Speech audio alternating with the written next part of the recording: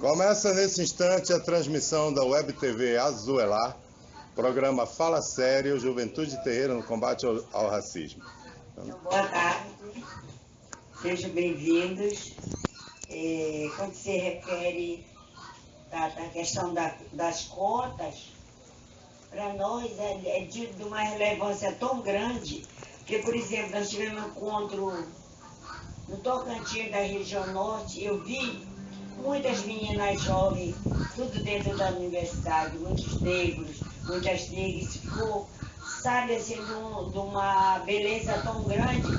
A gente vê aqueles jovens que antigamente não tinham essa oportunidade e que hoje estão na academia e futuramente vão ser doutores. Eu acho de grande importância a gente incentivar os jovens para estudar e adentrar nas universidades pelos seus méritos, pelas questões que nós temos direito às questões das cotas. Então, obrigada. Boa tarde, programa Fala Sério, Juventude de Terreira ao Combate ao Racismo. Hoje estamos com um convidado Jesus, o Alexandre, a Nanda e também um convidado aqui que vamos debater, o Domingos, também a professora Maria José. E hoje o tema vai ser sobre cotas para negros. A cota é ampla, mas hoje a gente vai no aspecto da negra, contando a história sobre o ponto até onde chegou a cota negra, essa luta em 1530, onde tudo começou, desde o tempo da escravidão. A escravidão até, acho que eu fico até meio assim, um aspecto assim, sabe, de lembrar uma coisa triste, mas também feliz, né? E hoje o negro, onde está chegando, pra gente é uma vitória, né? Alexandre, pelos seus conhecimentos, o senhor pode me dizer, falando sério, o que você acha sobre a cota para negro?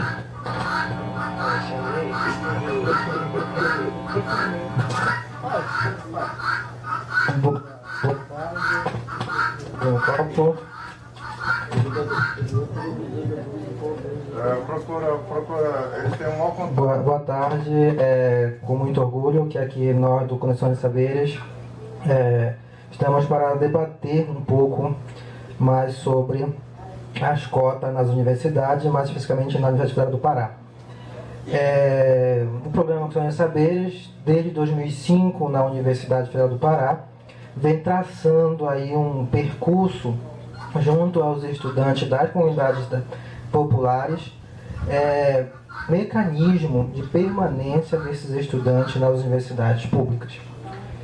Então, desde 2005, vamos trabalhando e discutindo um pouco mais a fundo as questões das cotas, mais especificamente no desdobramento das ações afirmativas. Quando nós falamos em cotas, principalmente quando vem as cotas raciais, né, as cotas ditas de cor, se leva muito em consideração de fato a cor, por ser negro. E esse discurso ele é muito no senso comum, E o que nós precisamos debater de fato, é todos os desdobramentos disso, né? Por que as cotas para negros, né? Desde a sua medida de retrospectivas, que é de corrigir um passado histórico, mas também no sentido prospectivo, não é essa a minha palavra, no sentido de que ela também pode mudar a realidade desses jovens que estão em situação de vulnerabilidades sociais.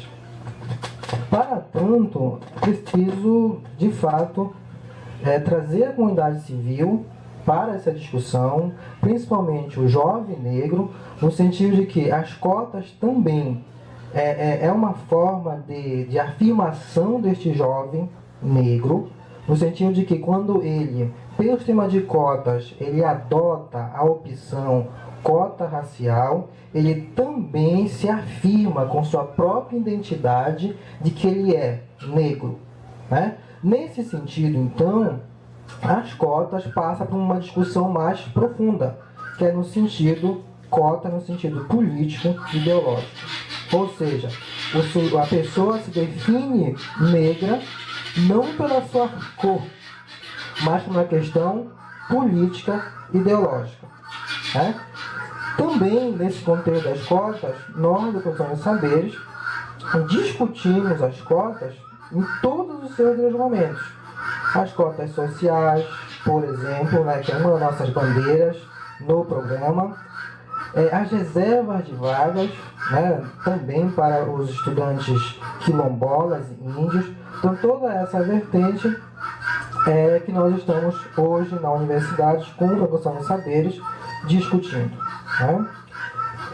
Temos, né, a pretensão, né, nós tivemos a audácia de nosso primeiro seminário criar o nosso fórum de avaliação e acompanhamento da escola na Universidade Federal do Pará, que ainda está em fase inicial, mas temos a grande pretensão de torná-lo ali na universidade um instrumento de reivindicação, né, no sentido de que hoje, depois vamos mais discutir isso mais a fundo, hoje nós já temos a garantia desse estudante na universidade, mas é preciso agora discutir a permanência deste estudante na universidade. Perfeito. Aqui os pontos até a gente chegar em cota, até esse cota, quando aconteciam os movimentos negros, né, eram considerados movimentos pioneiros, mas também até chegar ao ponto. Tá chovendo? Tá. Tá chovendo? Então vamos embora pra cá, gente. Se der, avisa aí pro povo que tá nos ouvindo que nós vamos nos arrumar porque começou a chover. Avisa aí. Vamos nos arrumar porque está chovendo. Atenção, que vocês escutam. Um imprevisto aconteceu, né? Essa televisão me desenvolveu. Eu sou feliz, eu nunca vi uma televisão. Pronto, você fala alto, tá? Fala alto pra ser ouvido. Que tá gravando é aqui, ó. É pra cá que vocês vão falar. Nós chegamos lá pra lá, bora pegar um pouco mais pra lá. Não dá pra gente marcar, não? Tá ao vivo. E deixa de história. Ela chega em Marés pra... Não te preocupa com isso, porque quem tá comandando a imagem aqui sou eu. Voltando ao ponto, né, onde a gente parou, em termos de tudo, começou a organização na educação. Começou vários movimentos, várias ações, reuniões, e etc. Cartilhas, e até o ponto que chegamos em 2003, que o presidente Lula associou uma lei 10.639 que obrigava as escolas públicas e particulares a dar sobre esse assunto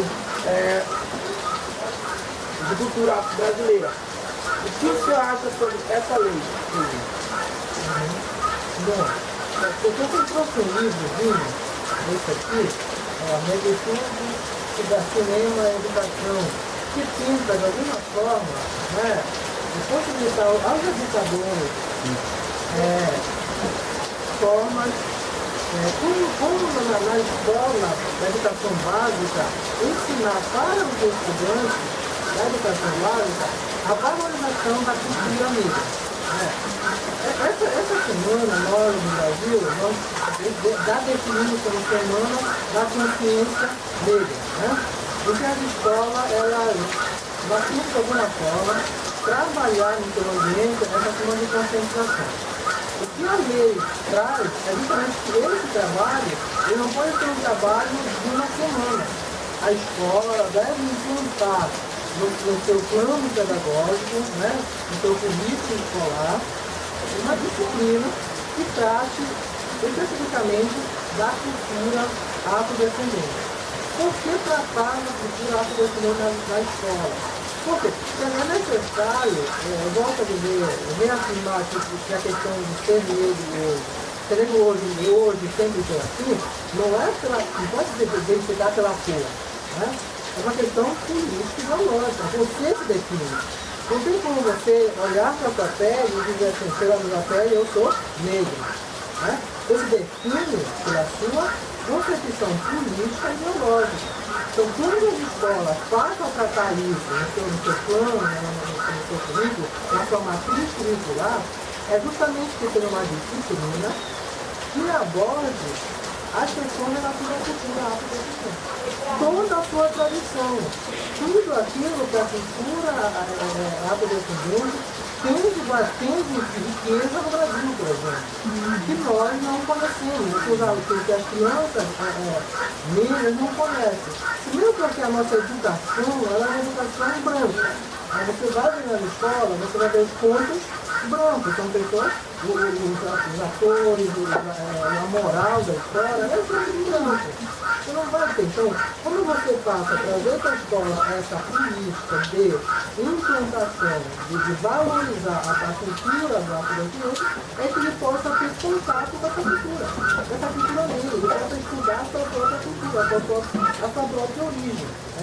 Como isso vive, como tudo isso acontece. Como isso hoje se mantém na sociedade atual, por exemplo, todas essas questões que vieram para o Brasil e que permanecem até hoje, que de alguma forma acaba sendo esquecido pela própria sociedade, por nós mesmos, e que a lei obriga. Agora não é mais questão assim, a escola ela vai ser, ela deve, em parte, cumprir, não. Até a lei traz o seguinte, olha, agora, todas as escolas públicas e privadas devem, na sua matriz curricular, ter uma disciplina específica para a cultura afrodescendente. Então é isso que ela faz. E de fato é um jogo muito bom. Para todos nós. E Alexandre, voltando nesse mesmo aspecto da lei.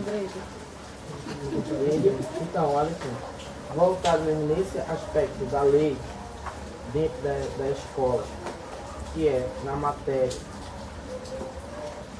eu também como aluno, quando o professor passa essa matéria, você acha que ele passa com aquele prazer ou com aquela discriminação em termos do assunto, e jogando às vezes até mesmo seu aspecto religioso, e não às vezes querer dar a matéria? O que o senhor nesse vínculo, a sua opinião sobre isso? Eu entendi um pouco a questão. Na verdade, eu, na época da estou na universidade, né, mas na minha época não tinha essa discussão mesmo. Ou seja, não cheguei a ter professor, então não tive esse contato em sala de aula para saber se forma é passado, discutir essas questões em sala de aula.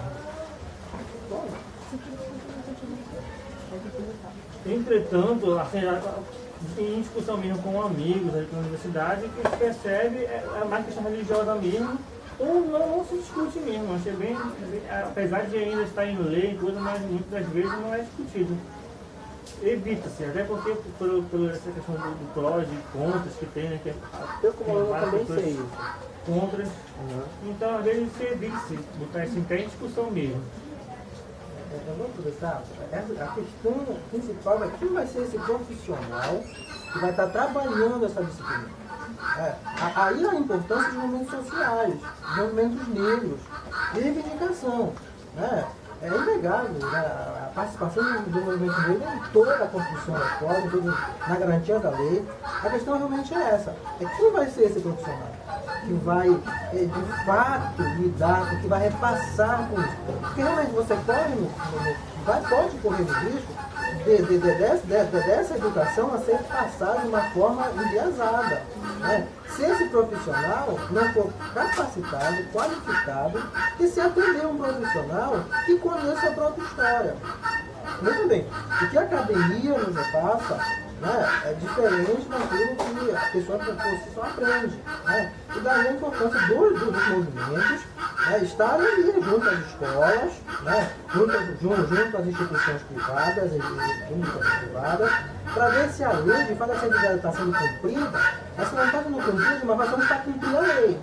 Nós podemos correr o risco da lei ela ser cumprida só por ser lei. E não ser de fato cumprida de uma forma de qualidade.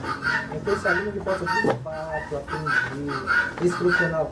Hoje aqui em Belém nós temos duas especializações, uma na UFPA e uma na UFPA, que são especializações voltadas à cultura afrodescendente, que procuram possibilitar aos profissionais de educação uma especialização voltada para essa temática.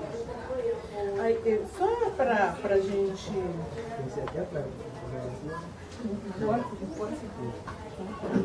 Então, só para a gente ampliar um pouquinho esse debate e tentar relacioná-lo com a política de cotas, que eu acho que isso é importante também, porque eu imagino que se a 10.639, na sua aplicação e na sua execução, ela possa possibilitar também o acesso à permanência de jovens vulneráveis, não só dos negros, mas dos jovens vulneráveis, e possa possibilitar também, diríamos, entre aspas, bem entre aspas, uma consciência que leve a uma identidade negra. E que depois ele possa discutir isso do ponto de vista político e ideológico. E isso me facilita sim, que ao acessar no ensino superior, ele possa também permanecer e fazer o debate e fazer o retorno. Porque aí tem essa mão dupla. É o ir e o vir. Assim, voltando a 10.639, o que eu observo é o seguinte, a luta no Brasil em torno das políticas públicas para atender a maioria, e quando eu estou me referindo à maioria, estou me referindo aos trabalhadores, todos os segmentos dos trabalhadores, as mulheres, os camponeses, os indígenas, etc. Ela é uma luta muito árdua e os ganhos sempre muito lentos. Muito lentos. Imagine que nós temos mais de 500 anos de história e a lei 10.639 é recente, tá? É lento. Mas lento, ainda que seja lento, ele passa por uma modificação de uma determinada percepção. Eu entendo assim. Eu vejo da seguinte forma, ora, quando foi aprovada a Lei de Diretrizes e Bases da Educação Nacional, em 1996, o currículo brasileiro já passou por uma modificação, na minha opinião, importante. Porque determinou ao ensino de história, que este ensino de história, ele fosse encaminhado a partir de 3 matrizes: a europeia, a africana e a indígena.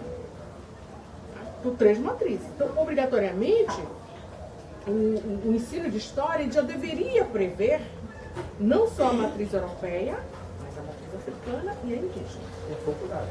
Que é pouco dado. Então, estávamos trabalhando a partir daí. A 10.639, ela foi muito além. Por quê? Porque ela obriga estudos para os afrodescendentes. Estude a cultura dos afrodescendentes. Faz isso no interior da escola. Entretanto, como nós já abordamos aqui, entretanto, não é a sanção de uma lei, a emergência de uma lei que muda o curso de uma história que já está petrificada no interior do sistema educacional brasileiro. Que aí sim, é um sistema educacional brasileiro que tem uma determinada característica. Uma característica que é um currículo que é feito para as classes dominantes, brancas, e não para as classes dominadas, pretas, nem vulneráveis. Como nós vamos reverter isso? Aí você pergunta, olha, mas como é que os professores encaminham essa discussão no interior da escola? Acho que ainda hoje há que se pensar que há um encaminhamento um tanto quanto que equivocado. E ao cometer os equívocos, eles levam a uma outra coisa, que levam ao preconceito. Por quê? Não só devido à questão do professor em si carregar algum tipo de uma carga de preconceito muito grande, mas também pela falta de domínio do próprio conhecimento da cultura negra. Precisa que se tenha esse domínio. Então, como a gente não domina, então é melhor que você minimize. Então, as coisas elas acontecem de formas pequenas, de formas que se cumpra o mínimo que está dito na lei ou não se cumpra nada. Assim, na forma de minimizar, porque o conteúdo, praticamente, como já falou, a parte era para passar o ano todo estudando sobre Grécia, aí vem Roma, aí vem escutando o ano todo, naquela matéria, sempre ali naquele ponto. Olha como a cultura toda, como surgiu, como aquilo outro, e Esparta, as antenas, e a cultura toda ali da Grécia, os deuses da Grécia, que vem Vênus, aí vem Afrodite, entendeu? Que são também na Grécia deuses, e por quê? Aí, verdade. Aí quando chega no final do ano, que é aquele, até mesmo quem está no primeiro ano, aquele ano, o professor vem e passa uma matéria, vamos chegar no ponto rápido, passa uma coisa rápida, assim, olha, acontece assim, eles vêm da África, eles cultuam deuses, são relacionados totalmente à natureza, uma simplificação, mas na forma de minimizar, não é mais fácil buscar aquele conhecimento relativo sobre a religião para ter aquele domínio? Sim, também, né? Mas quando a gente fala de matrizes, nós estamos dizendo que essas matrizes é que elas vão ser o eixo que vai nortear os tipos de saberes que serão encaminhados nas escolas. Isso não é uma coisa muito simples, que só depois se transforma naquilo que nós chamamos de desenho curricular, que são as matérias. Para além disso, a gente tem que ver a discussão. Eu tive a oportunidade, fiquei muito honrada, no mês de julho, de participar de três bancas que discutiu a questão raciais. Eu participei de 3 bancas com diversas abordagens. Então, uma que estava estudando a história das relações étnicas e raciais no estado do Pará, a partir de uma pesquisa documental. Outra sobre a 10.639, para ver essa questão das relações étnicas e raciais e qual era a fala que existia. E a outra, o que é que os programas de pós-graduação eles vêm tratando sobre essas questões étnicas e raciais. E esses 3 trabalhos importantes, eles já nos dão também algum alento. Porque já permite dizer, e aí eu penso que também a gente tem nós mesmos temos alguns preconceitos contra a escola. Porque a gente parte de um determinado conceito de escola e nós pensamos que elas continuam do mesmo jeito. E elas não continuam, elas são bem modificadas. Então, voltando aos trabalhos das três doutoras, que hoje elas são doutoras, dá um alento para a gente. Porque ao mesmo tempo que elas listam uma série de dificuldades para a implementação, elas também nos apontam outras ações que estão sendo feitas em relação à busca da identidade, da consolidação da identidade da juventude, principalmente, da juventude. E está a exigir das suas escolas, a aplicação da 10.639, tal qual como você tem colocado. Que se inverta, uma inversão. E isso não é à toa. Não é à toa. Isso é muito levado pelos movimentos. Como nós estamos nesses tempos de movimento, então movimento tudo muito lento.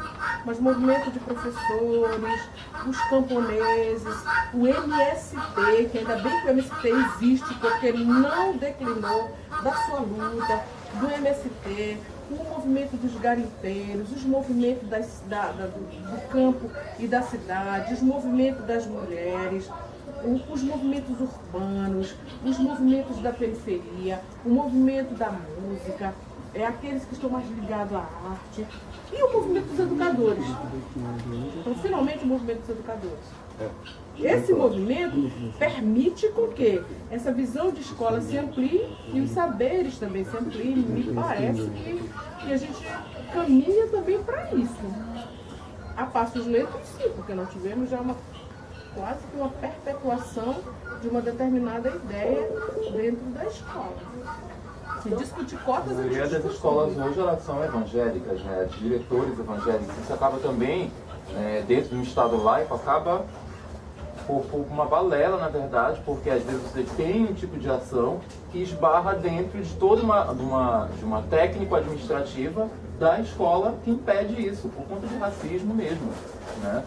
Por conta de racismo religioso, racismo racial, enfim, vários tipos de racismo. Então, além de se ver isso, tem que ver também que políticas públicas estão sendo feitas dentro dessa técnica administrativa da escola, né? Porque você acaba, são as pedagogas que têm preconceito, são as diretoras que têm preconceito, entendeu? E aí, já tem o preconceito do pai da criança, já tem o preconceito que a criança está sendo incutida nela. Então, se a escola não vai trabalhar isso, né? A casa não trabalha, a escola não trabalha, a própria técnica administrativa já Mas eu penso assim, olha, para além de todas essas questões, eu não sei quais são os dados que tu tens para dizer que a maioria dos... Eu tenho dados das pessoas que vão para as escolas, que atuam na SEDUC, por exemplo, um amigo que é de vigia, fala muito isso, as escolas que ele trabalha em vigia, que é também como eu, aluno da especialização de implementação da lei 10.059, agora somos da terceira turma. Pessoas que estão mais atuantes do que eu, também sou educador, sou professor de teatro, mas não estou em campo diretamente na escola, né? Não, mas o que eu quero dizer para você, eu não sei quais são esses dados, porque a gente ainda não tem os dados, assim, não temos dados, eu não me arrisco muito a dizer que as escolas, elas são os diretores são evangélicos, enfim, a maioria... Grosseiramente, nós iniciamos um projeto lá no Geru, de pesquisa sobre os egressos, paramos por falta de financiamento, e que nós queremos saber o seguinte: como estão os estudantes nessa fase de sair da universidade? O que aconteceu com isso?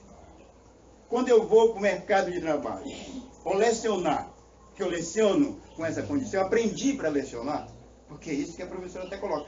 Como é que essa formação acadêmica, ela me deu base para, por exemplo, conhecer pelo menos a legislação, que é a lei, porque a lei ela é fundamental, apesar de não ter sido aplicada em canto nenhum do ponto de vista institucional. Não há nenhuma prefeitura que aplicou a 10.000, não há nenhum governo do estado aqui que não se aplicou isso. Então, portanto, há um problema nisso. Por quê? Precisa de muita pressão e luta política dos movimentos, e nós não temos força, não temos conseguido força para fazer isso. Porque nós somos muito dispersos, muito fatiados, muito fragmentados. O movimento negro é um movimento de massa, é um movimento variado. Por exemplo, eu posso dizer na casa que eu estou, e a momento não vai me dar tapa na minha bunda e me botar para fora, que, por exemplo, a comunidade de matriz africana, no Brasil e aqui, é um movimento social negro, no meu entendimento.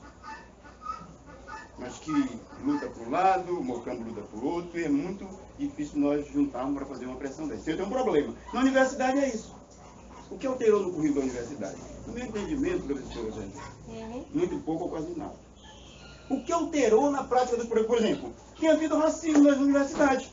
E muito. Universidade Federal do Pará, UEF e tal. Mas por quê? Porque a base de formação, ela disse lá, né? Pegamos essas três matrizes. A matriz dominantemente eurocêntrica, que é que se aplica com muita precisão na pesquisa, na extensão, no estudo, no ensino. É o que se aplica. É a matriz eurocêntrica, europeia.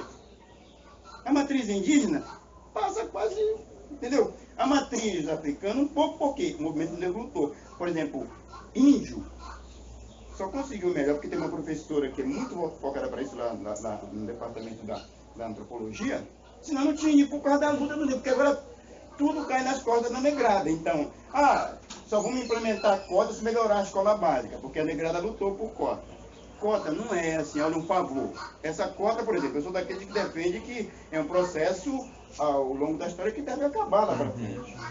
Porque já conquistamos maturidade suficiente para que eu tenha professor negro lecionando na universidade, para que tenha professor negro lecionando na escola básica, enfim. E nós temos que ter esse papel. Esta casa aqui tem que exercer essa função na sociedade. E nós, esse debate é um debate enriquecedor. Por quê? Porque, primeiro, nós não estamos só na semana, viu, Gigi? da consciência negra. Nós estamos no mês de zumbi. Essa é a luta nacional. É o mês de zumbi. Desde o dia 1º de novembro ao dia 31 de novembro é o mês de zumbi. Que encerra no livro. Já vou terminar. Então, portanto, meus amigos, a minha questão, eu queria que a gente aprofundasse um pouco mais, é essa, que a universidade, no entendimento, mudou muito pouco. É importante ter o sistema de cotas, importantíssimo. Agora, mudou muito pouco na aplicação, mudou muito pouco na prática docente, mudou muito pouco na extensão. Por exemplo, terminando, Daniel, nós estamos agora aplicando as vagas para quilômetros indígenas. Eu fiquei feliz porque agora vamos entregar uma certidão de quilombola lá no Tocantins, e só essa comunidade, que é uma comunidade recente, há pouco tempo nós estamos fazendo trabalho lá, só de lá aprovaram-se quase 17 pessoas só de quilombo, só dessa comunidade. E olha, bacana, cara, porque aprovou gente em odontologia, gente em direito, administração, sabe, quilombola do sítio, que a gente é do sítio, né? Ir para a universidade daí, isso é fantástico. Então isso é bacana. Agora nós precisamos fiscalizar, viu, professora Zezé, professor Arthur, nós aqui, precisamos de lutar mais, enfrentar mais esse processo interno da universidade. Porque se não fizermos isso, vai ficar nesse banho-maria e tudo, etc. E não podemos usar, viu, Daniel? Então essa é a minha posição. Não, mas domingo eu queria jogar um pensamento que eu, como o senhor é bem entendido sobre esse assunto, eu conversando com uma amiga minha e o Arthur... Aqui é a gravação que vai editar agora, manda ver. Pegando essa questão, tem 2 autores no Brasil, que é a Flávia Piovesan e o Petrônio Rodrigues, que é o texto que eu li para cá hoje, e o Petrônio, ele aborda justamente isso que você falou. Ele diz assim, olha, os que são contra as cotas, eles têm alguns argumentos. E todos os argumentos hoje, eles estão sendo jogados por terra, estão ficando como um mito. O primeiro é essa questão, por exemplo, essa questão que você colocou, eu sou contra as cotas porque no processo seletivo você vai se beneficiar pelos seus 50%. Eu não. Que é a questão do mérito, que eles colocam, né? E o professor Petrônio diz o seguinte, olha, imagina, num vestibular, tu concorrer, uma pessoa, vamos imaginar que um dos cursos mais concorridos nas universidades brasileiras, que é o curso de as engenharias e a medicina. Né? Imagina você concorrer no curso de medicina com uma pessoa que teve, a sua formação foi para aquilo. Ele teve uma escola voltada, a sua formação para aquele curso. A escola particular, que é o intensivo de medicina, que é específico. Então, é esse ponto que está no livro, que vem um ano, ou às vezes até mesmo 3 anos até chegar no convênio, para entrar, se preparando para aquela, para entrar. Não, vou entrar, eu quero seguir a medicina, então ele está aqui 1 ano se preparando. E os professores qualificados jogando as matérias, e então ele está o quê? Praticamente formado para fazer uma prova que é igual para uma pessoa que vai entrar, curtir, só que não tem aquela preparação. Isso aí, as cotas, elas começam para o que vai definir, por exemplo, né, que o professor Petrônio diz assim, o seguinte, é que com as cotas, tu vai concorrer, tu não tem que concorrer com a pessoa, imagina uma pessoa que tem que trabalhar, começa a trabalhar desde os 8 anos, ajudar a sua família, não tem acesso na sua casa a tempo para estudar, não tem um espaço, não tem sua biblioteca particular, não tem uma biblioteca particular, tem que trabalhar, tem que sustentar a família, só tem tempo para estudar à noite na escola. Agora imagina essa pessoa concorrer com uma outra pessoa que tem todo o tempo livre para estudar, que teve toda uma formação para aquele curso, para aquele vestibular. Então o que as cotas trazem, tu vai concorrer com os teus, né? Aquelas pessoas que não tiveram esse acesso, né? Que são as cotas. E eu vou passar para o professor. O professor Petrônio vai elencando várias questões que é interessantes. Uma que diz assim, olha, que quem é contra as cotas vai argumentar. Uma é o mérito. A outra é a questão, por exemplo, da qualidade do ensino nas universidades públicas. Quer dizer, olha, a pessoa que entra na universidade por cotas vai baixar o nível de qualidade da universidade. E isso hoje já está sendo vencido. Assim, olha, o aluno que entra pelas cotas, quando é avaliado, ele tem o mesmo rendimento que o aluno não cotista. Ou maior. Né? Ou maior. Sim. Ou maior. Então é um nível. Então isso já está indo por terra. Né? Não sei se eu dizer que as pessoas que eram contra as cotas usavam. Outra questão diz assim, olha, as cotas, o que nós precisamos, na verdade, é melhorar o ensino básico. Melhorar o ensino básico. Nenhum de nós diz assim, a educação básica não está boa. De fato não está. Ninguém é contra melhorar. Mas imagina, a pessoa esperar daqui a 50 anos, imagina você que vai entrar por cotas. Se você usar esse argumento assim, não, tem que primeiro melhorar a educação básica, para depois entrar na universidade. Você vai esperar 50 anos, e não vai acontecer. Então as cotas, elas vêm dizendo, não, é preciso agora. Agora, medidas agora. Né? Agora nós precisamos melhorar isso. E a escola vai dizer isso. Não está dizendo que a escola está boa. Não está, a escola na educação básica não está legal. Então as cotas vêm dizer isso. Né? A outra questão diz assim, olha, olha, isso vai aumentar o preconceito nas universidades. A escola também já está mudando. Porque nós temos aqui na universidade é sensibilizar as pessoas a respeitar a diversidade. E respeitar o outro, né, com qualidade. Né? E nós, por exemplo, né, nós temos no nosso programa Sonhos Saberes, tem dois programas. Né? Um que está diretamente das cotas, que é o Conectando Saberes do Ensino Médio. E o nosso desafio é tentar sensibilizar o aluno que está no ensino médio para ele assumir as cotas. Assumir. Por quê? Na própria escola, há professores contra as cotas. Vai dizer assim, olha, tu vai entrar, se tu entrar pela escola, tu não vai entrar por mérito. Tu vai entrar porque tu vai se beneficiar. E o aluno, ele assume aquilo, mas então eu não quero. Eu não quero entrar na universidade como um coitadinho. Não quero. Então eu vou para a concorrência. Então, é o nosso projeto lá, que é o Programa Ensino Médio, tenta, na escola, desmistificar isso. Dizer assim, é um direito seu.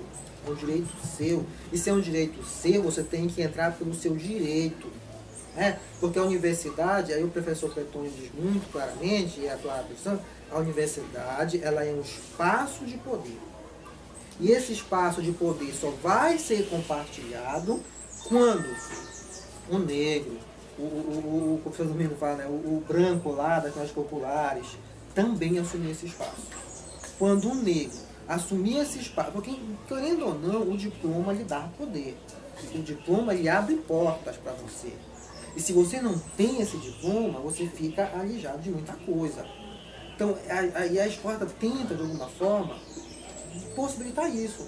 Você tem que entrar na universidade, adquirir seu diploma, ir para a sua especialização, para continuar seus estudos e voltar para o seu espaço. E é isso que nós, no Conexões Saberes, lutamos, que os alunos, que os bolsistas do Conexões Saberes são as comunidades populares, voltar ao seu espaço e dar retorno daquilo. É sensibilizar as pessoas para a problemática. Então, a universidade, como um espaço de poder, ela eu só vou ter acesso a esse poder se eu entrar nesse espaço. E as cotas para os negros é esse momento. Possibilita que os negros tenham seus diplomas, saiam da universidade e passem a ocupar os espaços também de luta. A escola, e aí nós vamos entrar, por exemplo, na Lei 12.990, que institui, por exemplo, 20% das vagas dos concursos públicos para as pessoas negras. Isso é uma conquista. Porque se você avaliar quantos juízes negros tem no Brasil... Jesus. Quantos juízes negros tem no Brasil? Até pouco tempo... Os médicos mesmo. Quantos médicos professores da universidade? Até na Universidade Federal do Pará. Imagine um corpo docente para mais de 3 mil professores. Se você for fazer um levantamento de quantos negros estão ocupando cadeiras na universidade, é muito pouco. Muito pouco.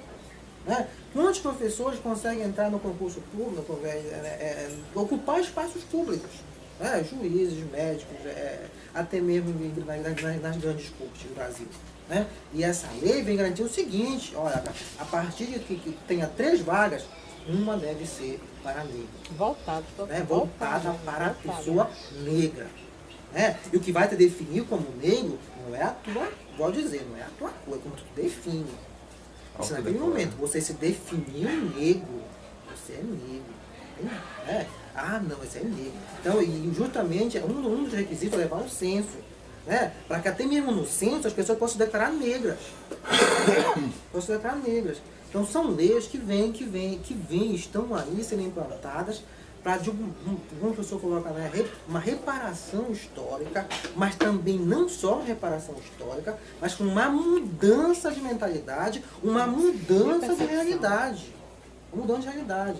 E nós passamos a conviver com a diversidade cultural, com a diversidade de opção do outro, se ele não importa o que ele seja, mas eu tenho que respeitar a diversidade. Né? E só o resgate histórico, por exemplo, da escola, como o senhor coloca, o menino coloca, né? Os movimentos negros foram os pioneiros, foram os primeiros ali, a luta, né? De fato, e a luta. Porque só quando nós tivermos movimentos, né, de frente, de embate, de choque, é que nós vamos ter que começar a ser reconhecidos. Né? E nós não podemos ficar sempre ali na condição de passivo da situação. Né? O conhecimento sendo imposto, aí volta para a questão da lei que institui a educação afro nas escolas, não só começar a receber currículos, mas também lutar para que sejam montados currículos, lutar para que as universidades elas abram vagas. Outra questão, né? Agora, nós conquistamos, foi conquistado o direito de entrar na universidade. Hoje, né, é o que Conexões de Saber também discute, é preciso possibilitar que a universidade, o governo federal, possibilite a permanência deste jovem na universidade. A professora Maria José coloca muito bem em algumas reflexões dela, o seguinte, é preciso avaliar, por exemplo, o que mudou com a lei. Porque na licenciatura não mudou quase nada com a lei, não mudou. É essa a questão, tipo, as leis elas são importantíssimas, são criadas, essa agora também do funcionalismo público, mas parece que ao mesmo tempo não existem ações de informação, entendeu? O que acaba acontecendo é uma faca de dois legumes, criam as leis, as pessoas acabam criando mais ódio ainda, sabe? Lá vem de novo esses pretos, de novo, agora vão estar no serviço público. Vem o outro, agora vou ter que concorrer com ele vai ter a cota dele, sabe? Parece que acaba acirrando mais esse tipo de pensamento, quando na verdade ela tem toda essa importância. Essa informação, por exemplo, ela não está... Você falou do petróleo, esse tipo de informação aqui que a gente está tentando levar para as pessoas, essas informações não estão, as pessoas não têm acesso a essas informações. Quando eu estava tendo uma reunião essa semana, eu falei, querido, quando eu estou conversando, você vai estudar coisa, porque o problema desse país, como o Bruno Galhaço botou, acho que não foi isso, alguém virou um meme na internet durante a eleição, o problema desse país é a educação. Que tava aquela coisa, é rico, pobre, não sei o que, porque os ricos é AS, o pobre é Dilma, não sei o que. O problema desse país é a educação para ricos e para pobres, para todos, porque os ricos não têm educação, eles têm dinheiro. Eles têm dinheiro para comprar, né, tudo, compra a carteira de motorista, compra a prova do Enem, compra tudo, eles não têm educação. Né? Eles têm esse status financeiro colocado, né, a gente vive nesse sistema e tudo mais, e é essa situação, né, não existe uma formação nem dele, assim, ele está ali, ele vive no mundo dele, então por isso que cota, eu vivo no meu mundo. Né? Eu não tenho uma formação maior, eu posso ter, sabe, toda uma formação, mas que eu vou estar fechado no meu mundo, eu não tenho uma visão ampla, porque a própria instituição, né, não cria, o próprio sistema, o próprio governo, o próprio Estado cria, né, a lei, a ação afirmativa que é importantíssima, mas eu acho que falta, a gente não vive, gente, na Suécia. Sabe, de criar um negócio, eu estou usando essa coisa também ridícula, né, de falar coisa europeia, mas eu não, é uma comparação nesse sentido, né, a gente vive na Suécia de que, vamos criar, ok, compreendo, olha a importância, é muito importante realmente, tudo nesse sentido de nível de compreensão política, compreensão social da população, né. Mas eu acho que eu fico meio desesperada. Desculpa, eu nem sei se a Suécia tem isso, foi só um exemplo. Fico meio desesperada pra gente ver quais são as ações, então, que o Conexão de Saberes tenta implementar com dificuldade, para que a gente possa efetivar a questão das ações afirmativas, que, lógico, como uma etapa apenas para a garantia de direitos. Só um parênteses. E assim, rapidinho, Daniel, eu vou deixar você falar, mas eu compreendo, Domingos também, nós somos parte de um processo. As cotas também são isso, como você falou. Um dia, lá na frente, a UITA também não vai ter cota mais, entendeu? Porque já vai estar tudo mais harmonizado, mas nós somos parte de um processo. Essa ação, está aqui falando, somos parte do processo. A gente vai partir e a coisa ainda vai continuar, mas a gente tem que fazer. O importante é perceber isso. Então, aí como eu ia dizendo, o Conexões de Saberes, então ele tem algumas ações que aí depois eu queria que o pessoal pontuasse, que eu vou embora daqui a pouco, que eu tenho uma outra ocupação lá em casa. Mas eu penso que é também uma questão de educação. E não falando dos processos formais, escolarizados, mas é uma questão de educação mesmo. E daí essa questão de educação, eu duvido, por exemplo, eu tenho um colega que é nosso colega, o Wilson Barroso, que ele dizia uma coisa, ele dizia uma coisa e fala, eu desesperada por causa da minha filha, se ela estava estudando, se não estava lá na universidade, o Wilson falava assim, Zezé, não te preocupa, porque os nossos filhos entrarem aqui é uma consequência. Eu não sabia que era, eu tinha dúvidas, e era mesmo, a Aninha passou uma relativa tranquilidade no vestibular, os filhos do Wilson estão todos lá, os seus, ele não tem dúvida disso, não é? Então, essa é uma questão de educação. Por quê? Porque a gente está no sistema escolarizado, mas isso é uma questão de educação. E a educação, ela não é só essa questão da escolarização, mas é o que te permite formar para compreender esse processo civilizatório pelo qual nós passamos, que nos formamos homens e mulheres. Homens e mulheres. Então, eu para encerrar mesmo a minha fala, eu vou relatar um fato. Nós temos um neto, o Arthur, o João. E o João hoje ele está numa escola, ele está numa escola de elite. Ele está numa escola de elite mais ou menos porque ele escolheu, ele queria mudar de uma outra escola, queria ir para essa escola, e porque também nós escolhemos, ele não pôde ir para a escola pública de elite também. Ele ficou, sabe que você está, é o primeiro da repescagem. Da repescagem, mas não conseguiu ir para o Rego Barros, enfim. Aí ele foi estudando essa escola de elite, o João é uma boa praça pra caramba, ele se mete com todo mundo, ele brinca lá com aqueles pequenos de lá, mas ele brinca com o pessoal da rua, ele mexe no computador, mas ele sobe, ok. E aí ele vai levando a vida dele lá, e ele sabe o que é que ele tem que responder às questões. Mas recentemente teve um problema lá nessa escola com um menino, sabe coisa de moleque? Então se empurraram dentro da sala. E o outro partiu para bater no outro, aí não deixaram bater. Não bateu, você não vai bater nele, aquelas coisas. E esse menino, ele diz assim mesmo, vocês se unem todos aí, vocês parecem animais. Aí o João, nós somos animais sim, racionais. Eu imagino ele falando, né? Mas quando o João fala, ele levanta a cabeça, porque nós levantamos a cabeça ao falar. Nós falamos assim, e ele fala também. Ele disse assim mesmo, eu sou animal sim, mas racional. Aí o garoto não satisfeito falou, não, você é um preto burro. Imagine como isso não doeu na alma dele. Ele falou, desceu, fui lá na coordenação relatar este fato. Ela todos queria que tomasse providências em relação a isso, que isso era racismo. E aí formou-se todo o movimento na escola, enfim, ainda tá rolando isso por lá. Mas imaginem isso. O João, ele sabe que o garoto praticou racismo com ele. Ele sabe como se deve. E aí é uma questão de educação. Porque ele vai saber dizer. Diferentemente da minha irmã, que não soube usar algumas palavras, a minha irmã Laura, uma doce de pessoa. Eu fui fazer uma palestra em Bragança, eu estava lá, no meio daqueles professores, aquela coisa.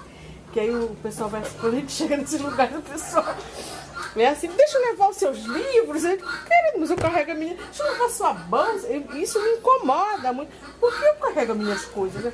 A senhora não quer isso, não quer aquilo, vai me agoniando. Isso é uma coisa mais ou menos assim que estava. Então por que isso? Em vez de quando chamar o meu nome lá, doutora fulano, isso me incomoda muito, Aí a moça vai e pergunta assim pra mim, a senhora podia dizer alguma coisa do seu currículo? Eu disse, não, mas você tinha que ter tirado no Lattes, mais ou menos isso, porque eu estava meio injuriada lá.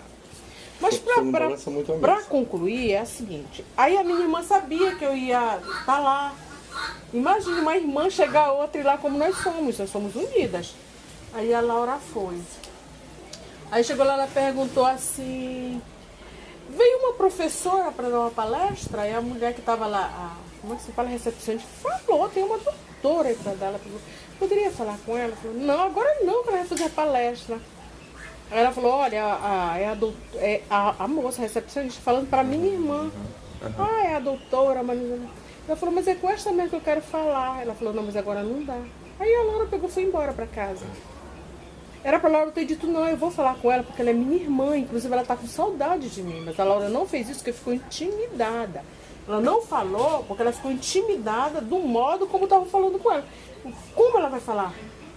Eu falei, mas Laura, eu não sei, olha. Então, eu estou dizendo isso para vocês para dizer que essa é uma questão de atitude, uma questão de postura. E essa postura e atitude não se constrói só na escola, não só na escola, talvez a escola não seja nem o melhor lugar, mas ela se constrói em práticas cotidianas, nas nossas práticas no Conexões de Saberes. Quando eu estou gritando com a Fernanda, quando eu estou gritando com esses meninos para tomar uma atitude, faça isso, faça aquilo outro, quando eu digo que eu já estou esgotada, mas é porque, para mim, essa luta ela é muito cara. Ela é muito cara. E eu pretendo que eles se multipliquem, que a gente vá se multiplicando. E ao se multiplicar, a gente não precise mais estar colhendo migalhas. Está colhendo migalhas de cotas, que aí nesse sentido porque nesse universo grande ela é uma gota d'água no oceano. As migalhas de Conexão de Saberes, porque a gente tem que estar já tratando. Não precisamos entrar com o mesmo pé de igualdade todo mundo lá. Nós não precisamos de nenhum programa de assistência na universidade que assegure. Nós não precisamos disso porque todo mundo, imagino que deva ter uma casa confortável, que atenda às suas necessidades básicas, que você possa dormir, possa se acordar, possa estudar, enfim, possa ir e vir, afinal de contas, não é? Precisamos fazer isso, mas isso é uma coisa, isso é uma luta. E isso é uma luta, mas porque ela é uma história de vida, isso é uma concepção. Isso é uma concepção que a gente tem. E eu não aprendi isso lá na universidade. Estou dizendo no banco das escolas. Eu aprendi isso na universidade também, mas nos movimentos sociais. Nos movimentos sociais. Também uma coisa que é importantíssima para a gente não perder de vista é o estudo. Mas o estudo disciplinadíssimo. Precisamos estudar. Precisamos estudar. Se nós não estudarmos, a gente vai ficar só nessas balelas, a gente vai dizer coisa, a gente vai repetir coisa, repetir. A gente precisa mesmo estudar para que a gente possa, nos espaços constituídos de poder desse país, a gente se apresentar e mandar ver. Se apresentar e mandar ver, é isso. Eu acho. Eu queria falar algumas coisas. A primeira delas é, nós temos 19 espectadores pela internet. Uhul. 2 deles se identificaram aqui pela rede social do Azuelar, que é a Bruna Raiol e Larissa Lima, para quem a gente manda um abraço. Estamos aqui contentíssimos. Bruna, um beijo para ti, querida.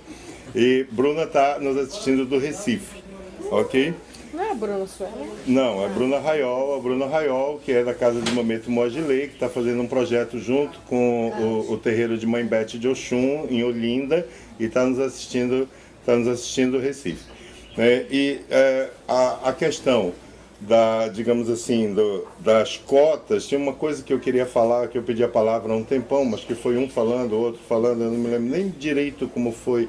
Quando tu falaste que a tua colega disse que estava tirando o direito dela, que ela é contra as cotas, existe uma coisa básica. A única exigência para se entrar numa universidade é ter concluído o 2º grau. Ensino médio. Agora, né? Porque eu sou das antigas. Então, mas é ter concluído o ensino médio. Tá? E se não é todo mundo que adentra, é porque o próprio Estado brasileiro não oferece vagas suficientes para todo mundo que conclui o 2º grau. E aí é preciso que se faça uma seleção. Mas essa seleção, ela não pode ser nesse critério meritocrático, único e exclusivamente. Quer dizer, eu sou mais preparado. Porque isso é que gera desigualdade social e, mais do que isso, o caso que a Zezé contou do nosso neto João, ou o próprio caso que tu me contastes, né, dos teus colegas, que de repente começam a te discriminar por conta de descobrirem que tu és de terreiro, é que independente, porque tu também vem de uma escola de elite, mas independente do espaço onde o negro esteja, né, ou ele pode estar muito bem preparado numa escola, digamos assim, da mais qualificada e da mais preparada em termos de laboratório, mas dentro desse espaço ele sofre com racismo. ele sofre com o racismo dos colegas, ele sofre o racismo dos professores, ele sofre com o racismo da sociedade. Então, é o racismo que é o, digamos assim, o foco, é o racismo que é o foco dessa luta, seja na escola pública ou na escola particular. E aí, considerando também mais uma informação, nós temos mais ou menos 15 minutos tecnicamente de transmissão. Então, eu pediria que vocês fizessem considerações finais e mais... Faz uma chamada, principalmente para os estudantes de terreiro, irem lá no seminário de cotas do Conexão de Saberes. Ok? E mais uma coisa. Por uma questão de gênero, eu quero ouvir a voz da Fernanda Luciana. Fernanda Luciana, me diga uma coisa. Como foi para ti essa experiência de estudante cotista? Porque, na verdade, eu queria resgatar o que ela fala da professora, que não é somente uma educação escolarizada que a pessoa tem que ter sobre isso. Porque tem um teste que os psicólogos usam no curso, que é o teste da boneca. No caso, o teste da boneca, ele põe 2 bonecas, uma branca e uma negra. Aí colocaram 10 crianças, que é até mesmo crianças negras. No caso, até mesmo as crianças negras escolheram a boneca branca como uma boneca boa. Porque isso é imposto a elas, tanto os pais, até mesmo os pais e a mídia. Porque o que? Que a boneca branca é boa e a negra não é boa, é feia. Ela não é boa para brincar. E também tem o teste da cor. Aí perguntava pra criança qual é a boneca, qual é a criança boa e a má. Aí a criança ia lá e escolhia a má como a negra e a branca como boa. Até a criança negra falando isso. Essa negra é má e a branca é boa. Aí por quê? Porque a mídia está impondo isso, até os pais não estão falando isso para a criança. Para nós. Nós casamos com um rapaz mais claro para clarear. Então, bom, falando nós, das nossas atividades do Conexão de Saberes, né, quem que tiver interesse, nós temos algumas produções, temos 2 vídeos, 2 vídeos documentários. Um intitulado Juventude, Políticas Públicas Populares. Já acabaram? Não. Que está no YouTube. Foi feito na comunidade Jardim Botânico em Santa Helena. Você pode acessar esse vídeo. Temos também um vídeo documentário que faz um resgate dos estudantes indígenas na universidade, que procura relatar como esses estudantes estão lidando na universidade, que estão vivendo na universidade, a partir do momento que entraram na universidade. Né?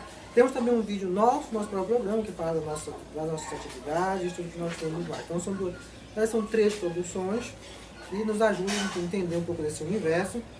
E o nosso seminário sobre cota, que vai passar a 2ª edição este ano, que é o seminário sobre cota da Universidade Federal do Pará, da UFPA.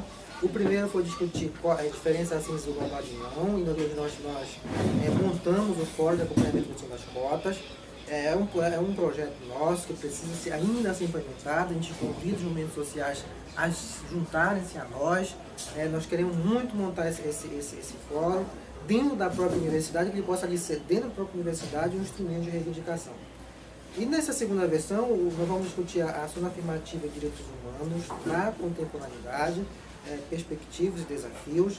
Temos convidados de fora, a professora Leonor, da Universidade do Espírito Santo, que vai estar discutindo conosco. Ela que é uma militante do movimento social, dos movimentos negros, está na luta, estará conosco no dia 20 e 21.